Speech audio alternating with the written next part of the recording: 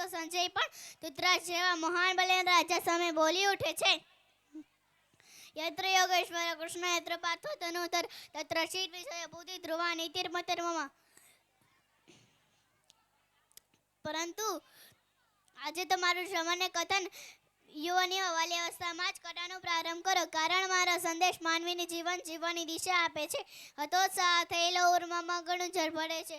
પાપના ખાડામાં પડેલાને અધમ અધમ માનવીથી લઈને ઉત્તમ પ્રગતિ પામે માનવીને જીવનની રાહ બતાવે છે.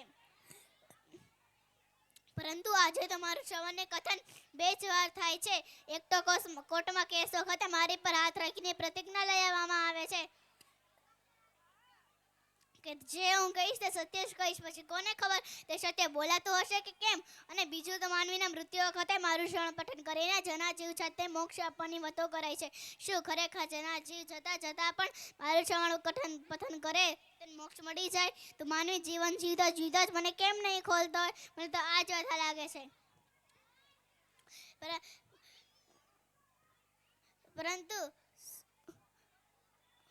પૂજ્ય પાંડુરંગ શાસ્ત્રી આઠવલે જેવા મહાન ઋષિઓએ બાલ સંસ્કાર કેન્દ્રમાં બાળકોને પણ મારા શ્લોકો કંઠસ્થ કરાવ્યા છે.